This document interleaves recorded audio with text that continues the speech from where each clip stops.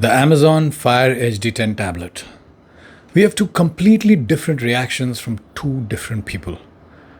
Marcus, a freelance designer from Seattle, bought the Amazon Fire HD10 and regretted it within days. Leslie, a retired teacher in Florida, she calls it the best $100 she spent this year. So, how can the same device work for one person and flop for the other?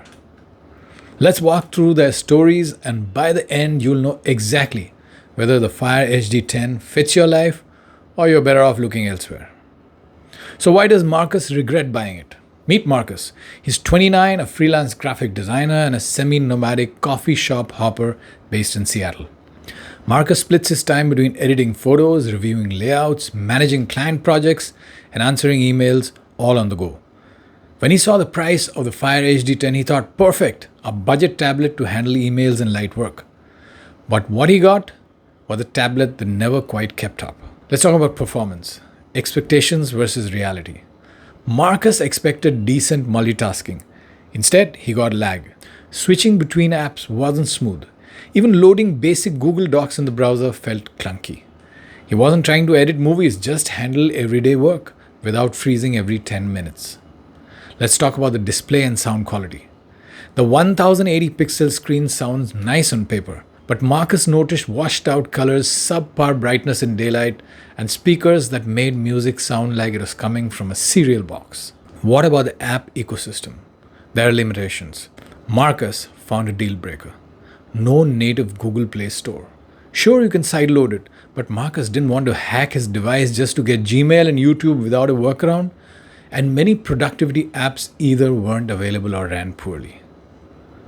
What about typing, editing, and productivity?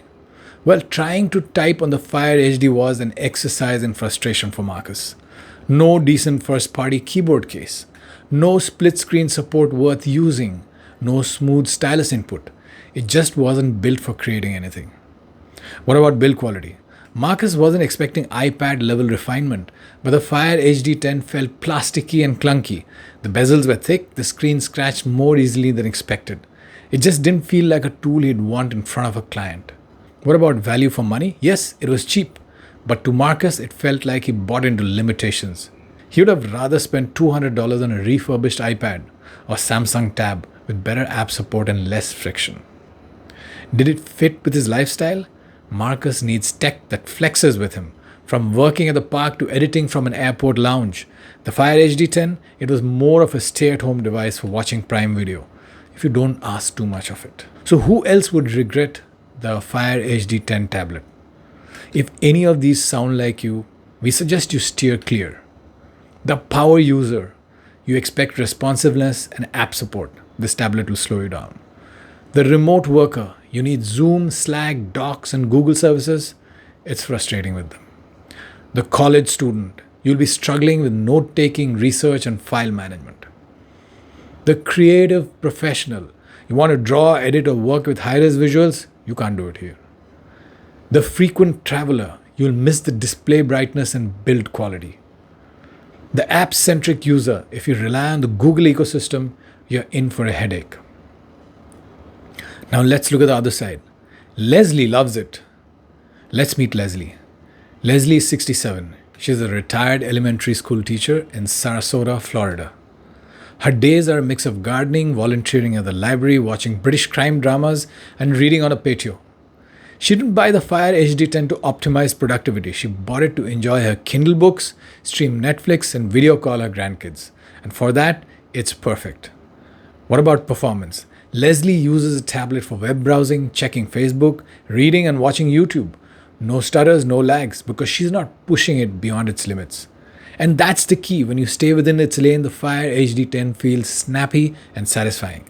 Her entertainment, she's got Prime Video, Netflix, and Audible front and center. The screen is big enough, the speakers are loud enough, and the tablet is light enough to easily hold in bed. Battery life and portability, it runs all day without charging, even when she's flipping between an audiobook and solitaire. Lightweight and slim enough to toss into a tote bag for book club or a flight to visit family. What about compatibility with the Amazon ecosystem?